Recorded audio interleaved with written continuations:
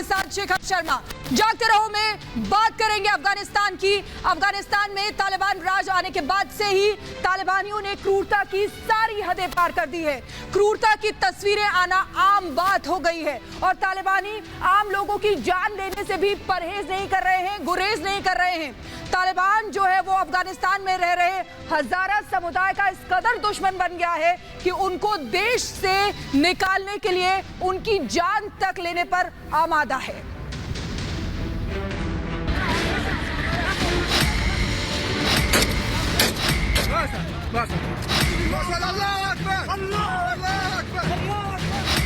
हजारा का तालिबान हत्यारा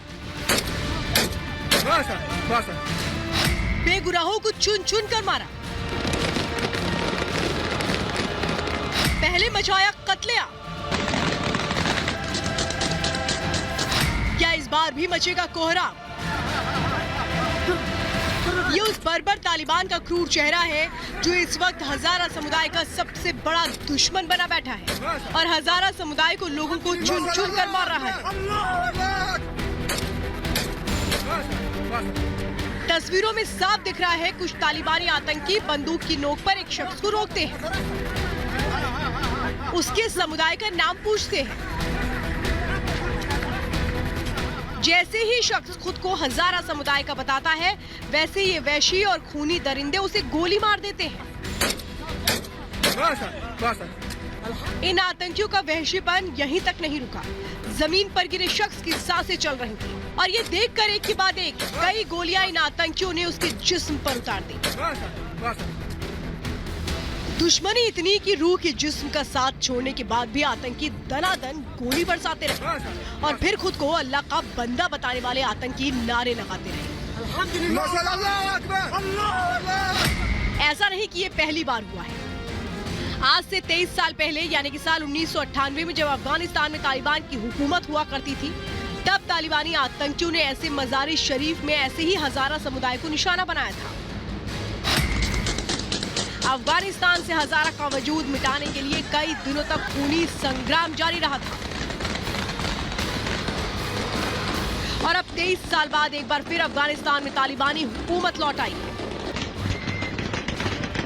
और इसी के साथ तालिबान ने दाईकुंडी के 300 परिवारों को 9 दिन के अंदर अफगानिस्तान छोड़ने की धमकी दी। हालांकि अल्टीमेटम के अभी भी 4 दिन बचे हैं, लेकिन उससे पहले ही तालिबान हजारा को निशाना बना रहा है। लेकिन इन सब के बीच एक बड़ा सवाल ये है कि आखिर तालिबान हजारा समुदाय को अपना दुश्मन क्यों मानता है? तालिबान क्यों हजारा का दुश्मन है? अफगानिस्तान का हजारा समुदाय शिया मुसलमानों का समूह है। धार्मिक मान्यताओं के चलते तालिबान के निशाने पर रहता है। कट्टरपंथी सुन्नी और तालिबान हजारा को मुसलमान नहीं मानते हैं। बस इसी वजह के चलते तालिबानी आतंकी हजारा समुदाय के लोगों को निशाना बनाते हैं।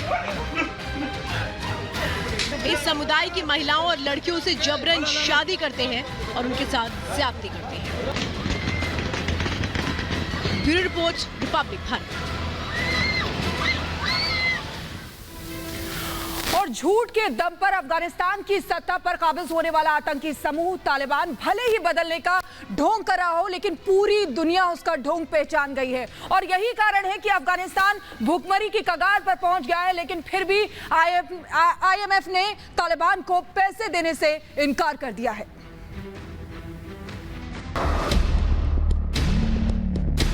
Our engagement with Afghanistan has been suspended until there is clarity.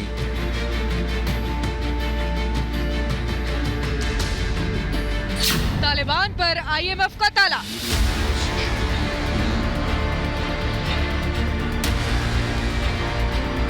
Taliban की फंडिंग पर ब्रेक।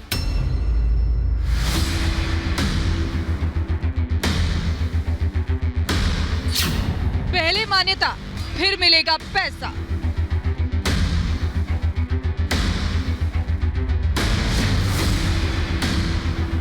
अफगानिस्तान की सत्ता पर तालिबान के काबिज होने के बाद से वहां मानवीय संकट खड़ा हो गया है।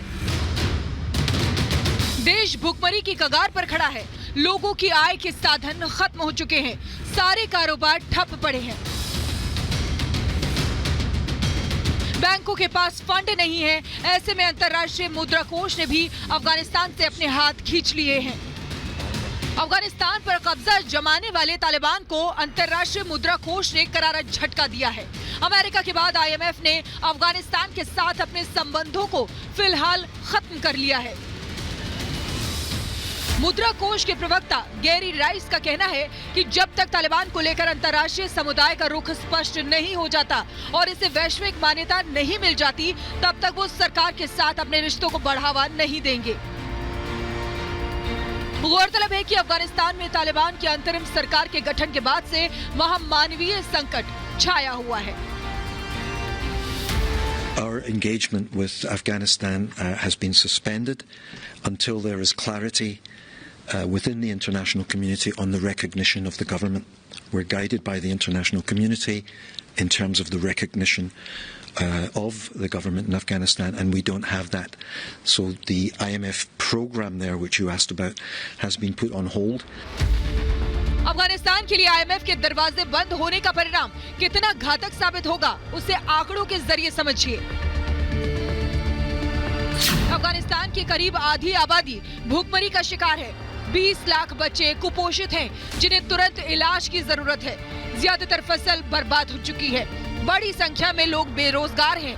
बैंकों में रखा पैसा खत्म हो चुका है और ज्यादातर देशों ने पैसा देने से इनकार कर दिया है। ऐसे में गृह युद्ध के कगार पर खड़े अफगानिस्तान को लेकर अंतर्राष्ट्रीय मुद्रा कोष के इस रुख से अखुंजादा सरकार के सामने बड़ी चुनौती खड़ी हो गई है, क्योंकि तालिबान का खजाना खाली है और अफगानिस्तान भूखमरी की कगार पर पहुंच गया है। अफगानिस्तान में अर्थव्यवस्था पूरी तरह चरमराई हुई है। खाने के दामों में रिकॉर्ड बढ़ोतरी हो गई है। बैंकों में पैसा खत्म है। लोगों की लंबी लंबी कतारें लगी हुई हैं और इसी डर से हजारों अफगानी नागरिक दूसरे मुल्क की ओर रुख कर रहे हैं। एक रिपोर्ट के मुताबिक अफगानिस्तान में सिर्फ सितंबर तक का ही राशन बचा है और इसी डर से अब लोग अपने घरों के साथ साथ घरों के सामान जैसे सोफा, बेड, बर्तनों को बेचने पर मजबूर हैं, जिससे उन्हें पैसे मिले और वो अपना और अपनों का पेट भर सके, साथ ही अफगान को छोड़कर दूसरे मुल्क में शरण ले सके। अब ऐसे में सवाल है कि जब दुनिया के ज्यादातर देशों ने तालिबान का साथ देने से इनकार कर दिया है, तो पाकिस्तान और चीन के साथ अकेले तालिबान कैसे सरकार चला पाएगा? और अगर उसने 2 देशों के समर्थन के साथ सत्ता चला भी ली, तो अंतर्राष्ट्रीय मुद्रा कोष की मदद के बिना अफगान की बिगड़ी अर्थव्यवस्था को कैसे पटरी पर ला पाएगा? Bureau report, Republic Bharat. और विश्व बिरादरी के साथ साथ आईएमएफ भी तालिबान को समझ चुका है, इसीलिए आईएमएफ ने अपने हाथ खींच लिए हैं। लेकिन यही बात ना ही चीन को समझ में आ रही है और ना ही इमरान खान को। इसीलिए अब इमरान खान के अपने ही इमरान खान को नसीहत दे रहे हैं।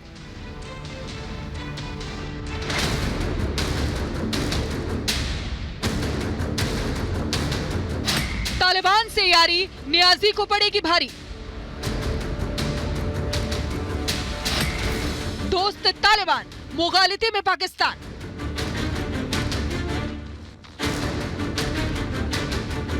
अफगानिस्तान पर तालिबान के कब्जे के बाद अगर किसी मुल्क ने सबसे ज्यादा खुशी मनाई थी तो वो पाकिस्तान था।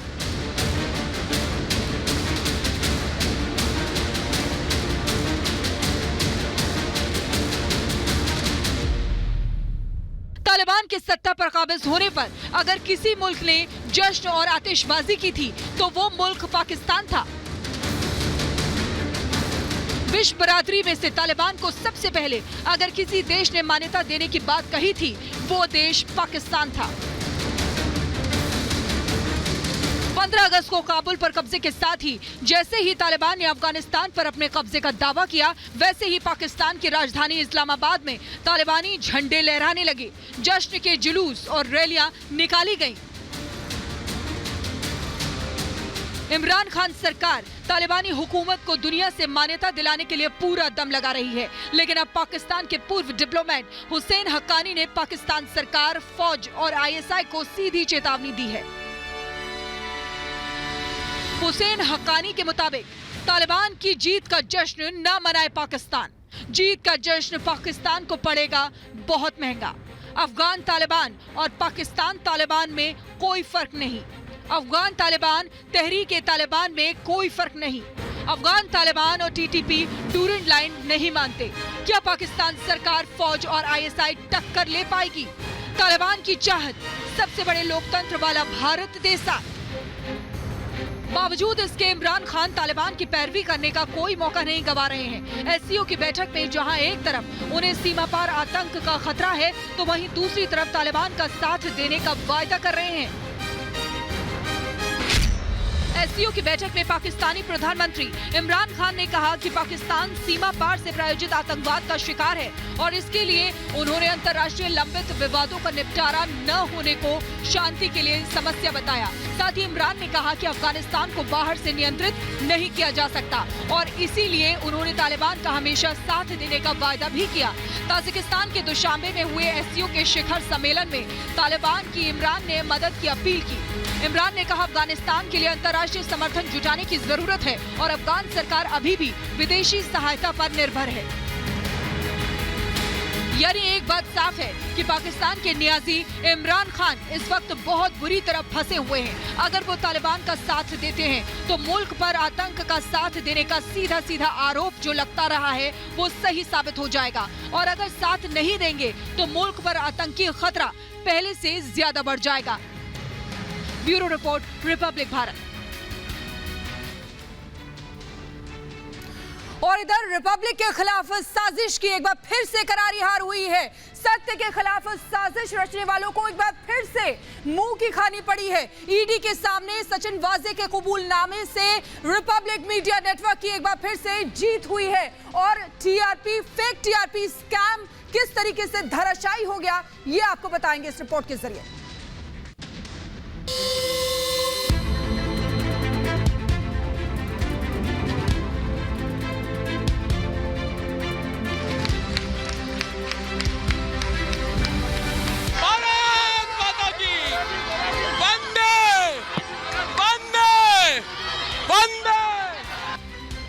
वो षड्यंत्र का जाल बुन रहे थे,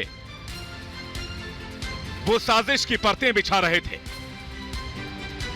सब जुट गए, सब मिल गए। क्या वर्दीधारी, क्या खद्दरधारी। लेकिन जब आई सच की पारी तो रिपब्लिक पड़ा झूठ के झंडा पर तारों पर भारी।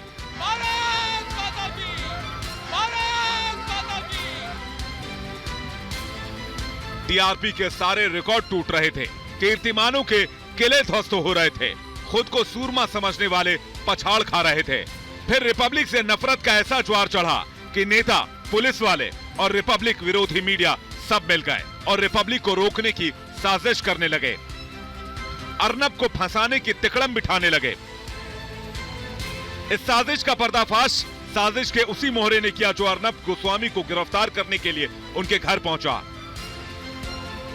बर्खास्त पुलिस वाले सचिन वाजे ने ईडी के सामने कबूल किया कि अर्नब गोस्वामी को साजिश के तहत गिरफ्तार किया गया।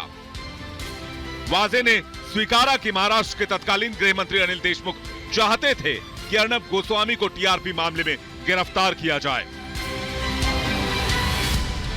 अर्नब के सच और रिपब्लिक के खुलासों से घोटालेबाज साजिशकर्ता भय खा रहे थे, इसलिए रिपब्लिक की छवि बिगाड़ने के लिए खुद तत्कालीन Mumbai police commissioner Parambir Singh TRP case में झूठ का पुलिंदा लेकर प्रेस कॉन्फ्रेंस के लिए आए। रिपब्लिक से मात खा रहे विरोधी चैनलों ने झूठ को बढ़ा चढ़ाकर फैलाया ताकि रिपब्लिक और अर्नब गोस्वामी को बदनाम किया जा सके। इस झूठ का खूब ढिंढोरा पीटा गया, बार बार लगातार रिपब्लिक को परेशान किया गया, लेकिन हमें भरोसा था सत्य और भी खरा होकर सामने आएगा और वो फिर साबित हो गया।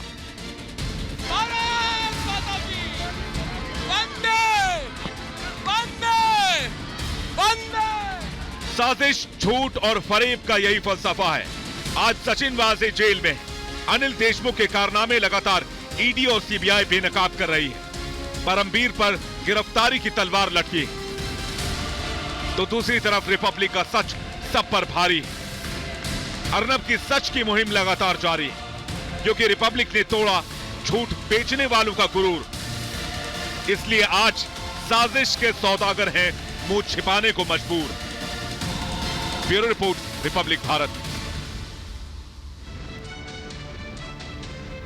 और इधर रिपब्लिक भारत के सर्वे में प्रधानमंत्री मोदी एक बार फिर से सर्वोत्तम साबित हुए हैं। मोदी सरकार के कामकाज पर लोगों ने एक बार फिर से भरोसा जताया है और रिपब्लिक मीडिया नेटवर्क के सर्वे में मोदी सरकार के लिए क्या है खास, दिखाते हैं आपको।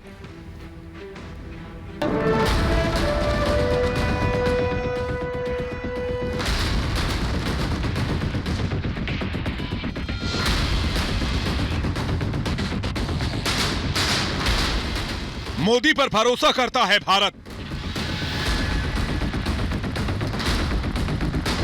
रिपब्लिक भारत सीएनएक्स के सर्वे में खुलासा। मोदी है तो मुमकिन है।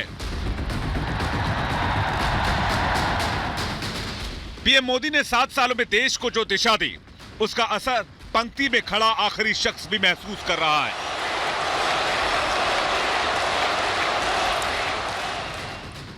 देश विकास के पहिए पर दौड़ रहा है।